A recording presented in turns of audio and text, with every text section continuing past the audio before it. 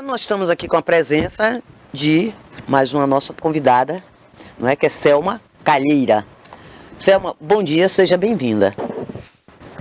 Bom dia, e é um grande prazer estar aqui, né, junto com mulheres, fala um pouquinho, né, da nossa trajetória por aí. O que você faz? Você é ceramista, você o que trabalha com artesã, escultura, o que você faz? Olha, eu sou ceramista, design, artista plástico, assim, são múltiplas atividades, mas o meu foco ficou direcionado mesmo à produção de cerâmica, né? Sou filha de Ibirataia, aqui no interior da Bahia. Ibirataia aqui no sul da Bahia, Aqui né? no sul da Bahia. Fica perto de Piauí? Fica próximo, vizinho. Próximo de Piauí. Eu sou filha dessa terra, mas em um determinado momento da minha vida, na fase de formação, eu fui para o Rio de Janeiro, e onde eu fiz a Escola de Belas Artes, onde eu conheci, né? Conheci assim, os caminhos que eu poderia tecer minha vida. Fiz minha formação, participei de vários projetos sociais. E como é que surgiu assim essa vontade de você trabalhar assim com cerâmica, com barro? Olha, Lina, eu acho... Vamos dizer, sua origem é rural. É rural. Né? Ruralista, né? Você é filha exatamente. de produtores de cacau, etc. Sim, não é? Filha de produtores de cacau. Então você já tinha contato com a terra? Já era uma coisa, não era novidade para você? Não, assim, quando criança eu brincava muito, né, com barros, construindo objetos, construindo peças, umas coisas de criança, mas eu sempre fui muito próxima nessa coisa da terra, e a minha primeira infância mesmo, eu vivi toda em fazenda. E depois, a partir dos 10 anos, que fomos para Ibirataia, que é um pequeno centro, onde tinha condições melhores, né? E assim, na fase de adolescência, eu desenhava muito. Uma determinada época, inclusive, até comecei assim, a até ter recursos, né? Assim, por ampliação para as escolas, manifestações de programas de decoração.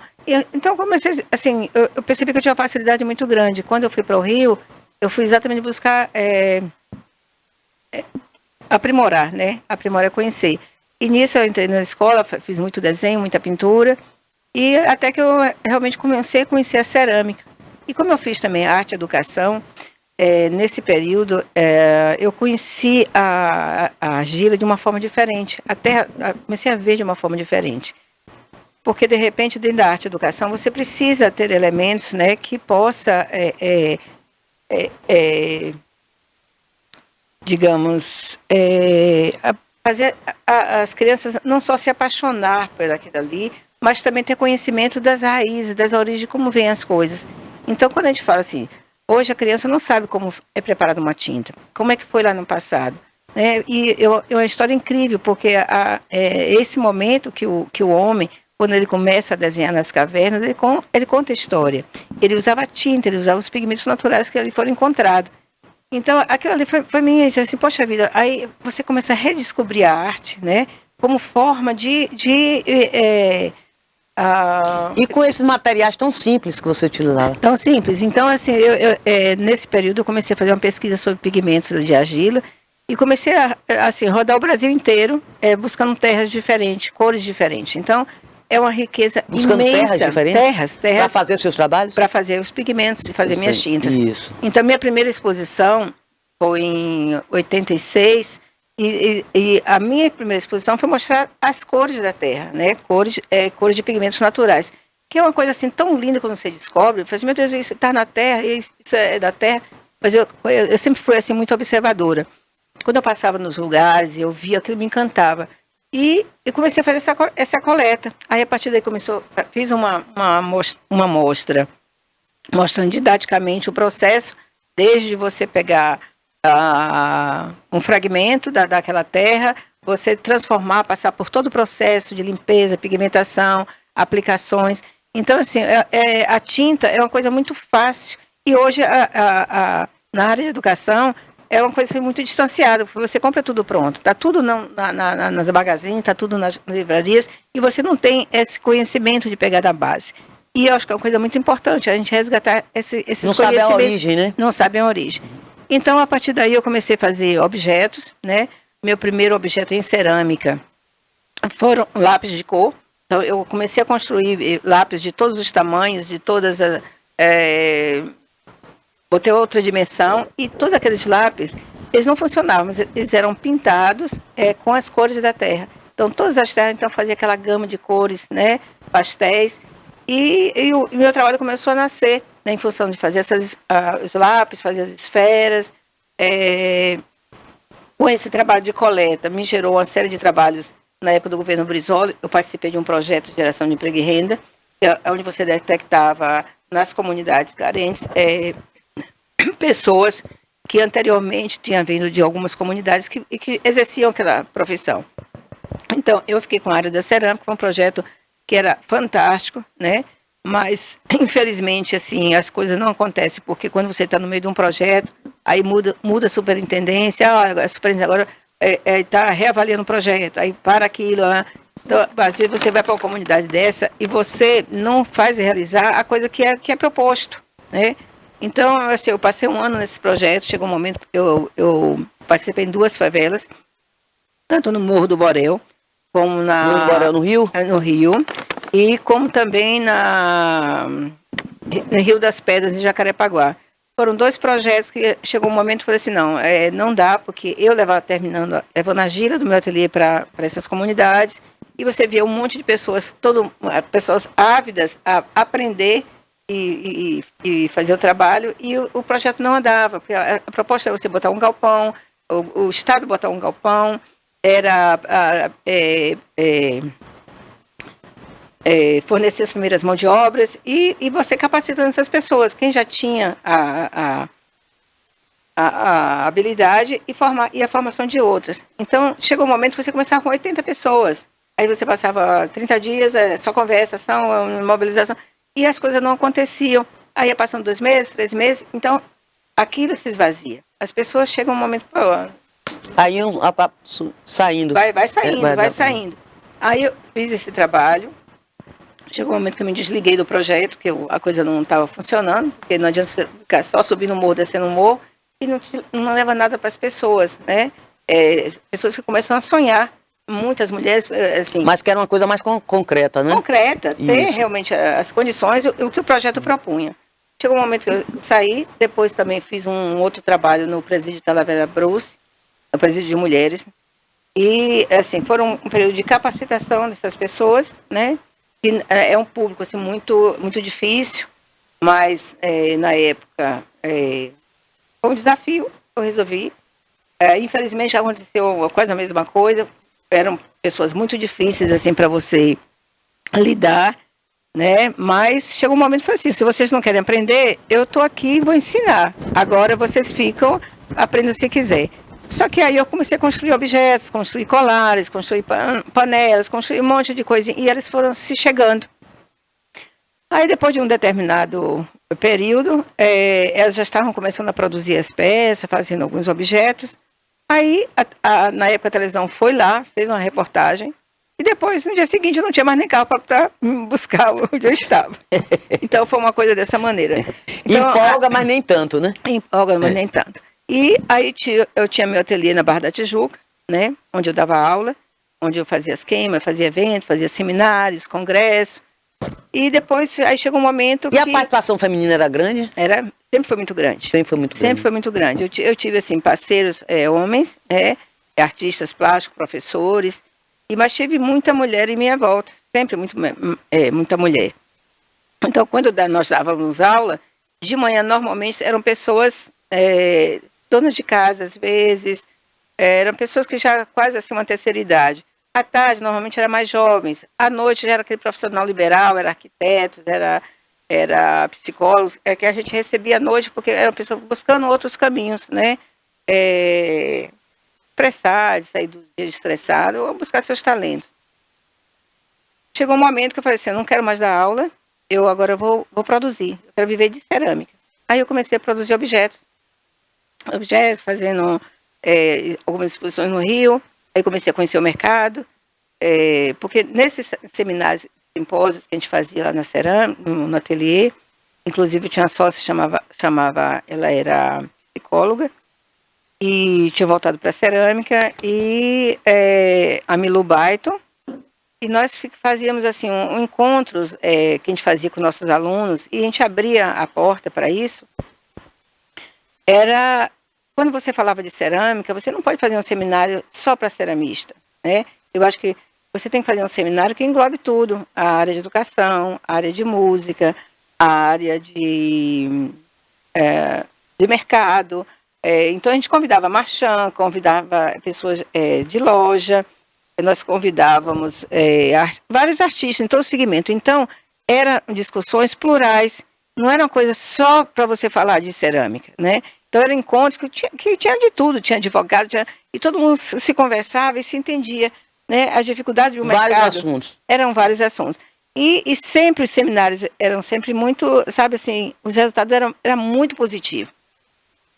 Chegou um tempo que eu falei, vamos parar com isso tudo, eu vou agora voltar ao trabalho de fazer minhas criações. Aí comecei a desenvolver meus objetos e comecei a comercializar, né? No Rio, assim, as melhores lojas que eu trabalhava, tanto no Shopping Barra, Shopping da Gávea, Shopping do Itaigara. Então, assim, comecei a colocar meu trabalho por aí. Depois fui para São Paulo, também levei meus trabalhos para as lojas, as boas galerias. Aí chegou um tempo que eu falei assim, acho que eu vou voltar para casa. Quando eu fiz 30 anos, 32 anos, falei assim, agora eu quero ter um filho e vou voltar para minha terra e vou fazer isso que eu fazia aqui, vou fazer lá em Birataia. E de repente, assim, aí eu fiquei grávida, disse, não, eu tenho que voltar para Ibirataia, eu vou ir logo, porque o médico falou, senão eu teria o bebê no Rio. Aí eu falei assim, não, eu vou, meu marido é alemão, eu disse, Fran, vamos para Ibirataia, vamos para Bahia. Eu quero voltar para perto da família e quero construir esse sonho que eu tenho feito da minha vida, eu quero construir lá. Aí nós viemos, assim, mas que nós viemos, quando eu decidi isso, eu não vim olhar a região. Eu, assim, não me planejei. E se eu vou, porque lá tem uma terra, tem a fazenda do meu pai, eu vou para lá e eu vou construir esse centro de cerâmica lá. Eu vou construir um centro de cerâmica. Aí vim, porque o médico falou, se você não for essa semana, você já vai ter o bebê aqui. Tá bom, aí eu vim. E ele ficou lá fazendo a mudança. Quando eu cheguei aqui, aí eu deparei com uma realidade completamente diferente, porque estava bem no meio do início da questão da vassoura de bruxa. A região toda falida, todo mundo pobre. Todo mundo pobre. Eu falei assim, meu Deus do céu, o que é que eu vou... Eu falava assim, o que é que eu vim fazer aqui? Eu vou viver de quê de aqui? Arte aqui nesse difícil, interior. para a mulher hoje como você, que tem essa bagagem toda aí, essa trajetória linda, viver de arte hoje, a mulher viver disso. Hoje? Sim. Não é uma coisa fácil, mas você tem que acreditar, apostar em você mesmo. Mas você teve apoio, né? Teve apoio da sua família, teve apoio, não é? Você teve acesso, que você fez cursos, não é isso? Isso que eu estou dizendo. Não, quando você tem essa possibilidade de você ter conhecimento, buscar o conhecimento, são muitas, né, lutas que você tem. Quando eu cheguei aqui, realmente, quem me apoiou foi realmente minha família, que eu não tinha nem onde ficar. Quando eu cheguei na tal da fazenda, que eu achava que ali seria... Quando eu cheguei na fazenda, eu pensei que o filho ia nascer na estrada, porque era tanto buraco, tanta ladeira, tanto não sei o que, não sei o que. Eu falei assim, eu não posso fazer cerâmica. Só um minuto, estamos vendo as imagens de vocês fazendo o seu trabalho. Isso aí é numa fase de modelagem. Esse, inclusive, é um projeto... na própria fazenda que você trabalha? Você tem seu não é ateliê? Não é nessa fazenda, mas é uma parte de uma fazenda colada à cidade. Essa outra fazenda que eu me referia... É uma fazenda que fica num outro município. E, infelizmente, assim... Aí são peças grandes, assim? Hoje então, são peças grandes assim. Esse é um projeto dos Homens de Barro que eu estou desenvolvendo há mais ou menos 4 anos. Bonito, viu? E eu tenho feito, assim... É um projeto, assim... Quando barro, é o quê? Cerâmica. Cerâmica. É cerâmica. Cerâmica, né? Porque, assim, é barro... Mas a partir do momento que ele mais passa ou menos, pelo assim, fogo, qual a metragem isso? tem peças em torno de 5, 6 metros de altura. É mesmo? E todas elas produzidas por mim. Lindo. Hoje na cerâmica nós trabalhamos com... Você trabalha também com ferro?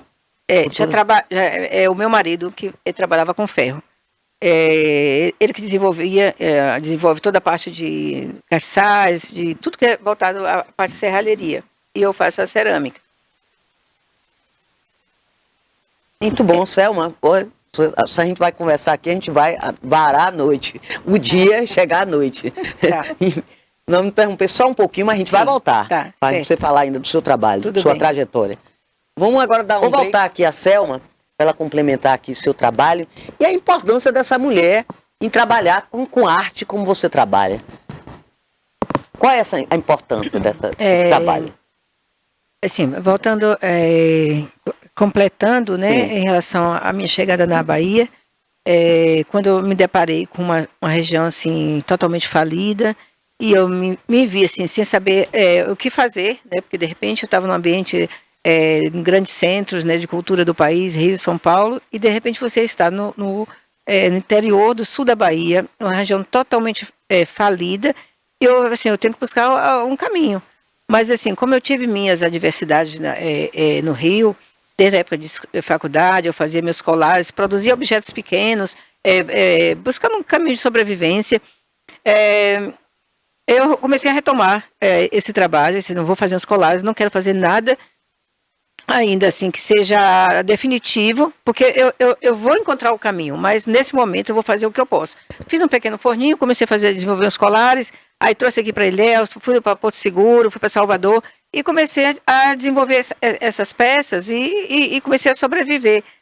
Nisso, as lojas de São Paulo e Rio falaram assim, Selma, cadê as peças? Cadê? Eu quero as peças. Eu disse, meu Deus, como é que eu vou fazer? Porque antes eu botava no carro e entregava. Ou então as pessoas iam no meu ateliê e adquiriam lá. Aí eu falei assim, agora eu tenho que achar o caminho para isso. Aí comecei a treinar algumas pessoas, algumas mulheres, né? Primeira, para que fizesse as bolinhas e fizesse alguma coisa e fosse nas montagens. Eu fazia muitas flores. E aí comecei a capacitar essas pessoas. Aí, na época, a escola do menor me procurou, Selma, dá trabalho para o pessoal, para os jovens, não sei o que. Eu falei assim, não posso ainda, porque eu não posso dar trabalho para eles sem eu conseguir ter como pagar. No momento que eu tiver oportunidade, eu trago esse pessoal para cá. Com certeza me interessa muito fazer parte disso aí. Aí eu comecei a conhecer as pessoas, não sei o que. Aí fui no Sebrae. Eu consegui uma primeira feira em Maceió, quando eu fiz a feira. Desse resultado da feira, eu fui para São Paulo, comecei a participar das gifts, né, aprendendo toda assim, essa dificuldade de você no interior, que você não tem logística, você não tem transporte, você não tem embalagem, você não tem nada.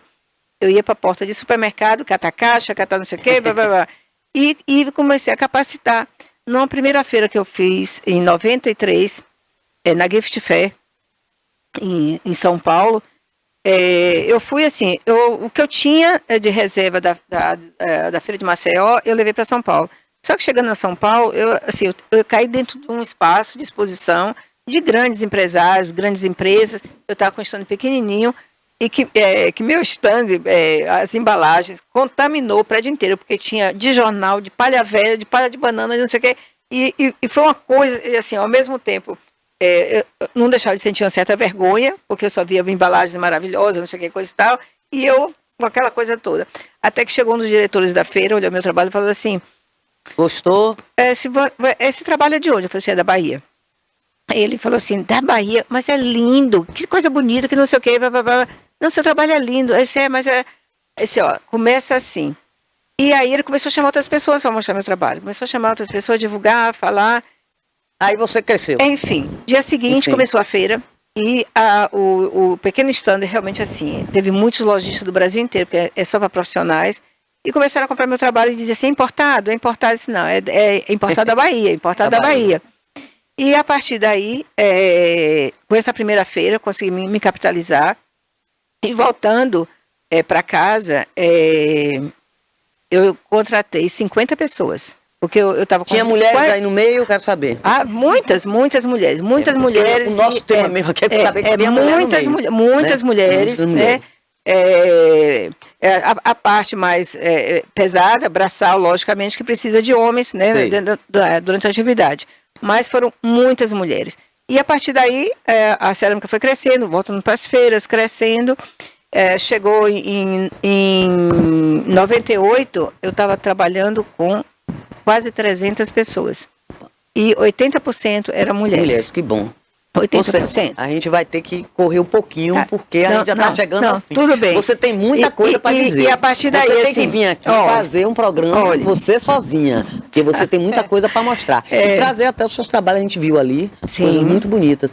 Porque hoje está um negócio meio corrido aqui para nós. Sim, e hoje, assim, depois de passar desse tempo inteiro, depois desses anos todos, hoje eu estou na cerâmica trabalhando com em torno de 70 pessoas. Mas, assim, com uma proposta diferente. Não é só produzir. Hoje, meu propósito, né, o que tem sido, é oportunizar para que o município, que as pessoas realmente sejam beneficiadas. Não adianta eu ficar empregando pessoas. Viver de arte não é uma coisa fácil. Então, hoje, eu faço um evento chamado A Queima dos Homens de Barro, e onde oportuniza para todos os artesãos da região, músico, artesanato, gastronomia. E muito a questão do folclore, né? Nós temos, assim, buscando formas de cultivar isso, né? Fazer com que a coisa realmente prevaleça. Então, assim, nós estamos em Ibirataia, é um evento que a gente faz 2 vezes por ano, e a gente tem atraído, nesse último evento mesmo, foi um evento que nós trouxemos o secretário de Cultura do Estado, trouxemos o secretário de Turismo do Estado, diretores de museu de Salvador, e tivemos um público de quase 1.500 pessoas. Que bom. Um público de qualidade, um público que gosta de arte, quer ver arte, quer ouvir arte, né? Então, assim, é dessa forma que eu acho que eu contribuo para a minha região. Ok, valeu. Tem muito mais coisa ainda que eu vou querer saber de você, mas vai ser outro programa que você venha aqui mais tempo, porque hoje foi corrido. Hoje foi muito corrido. Agora nós estamos chegando já ao final do programa, mas eu quero fazer aqui o bate-papo aqui com vocês, rapidinho aqui. Selma, a palavra é família. Família é o que nos sustenta. Profissão. É arte, beleza, vida. Né? Religião. Católica. Gratidão. Ao que a vida me proporcionou. Neide. Selma, sua mensagem final. Eu acho que como mulher, né, eu acho que a gente tem que, nessa passagem de vida, que é tudo muito rápido, eu acho que a gente tem que, eu pelo menos assim, eu passei minha vida tentando compartilhar tudo que eu tive, tudo de conhecimento, compartilhar com as pessoas. Então, como mulher, eu me sinto, como mãe, como todas as coisas, que eu acho que as coisas têm que ser passada para o outro, tem que ser dividida para o outro, e tem que ter o seu lugar, né? De luta mesmo, de sonho, e sonhar sempre, sonhar muito.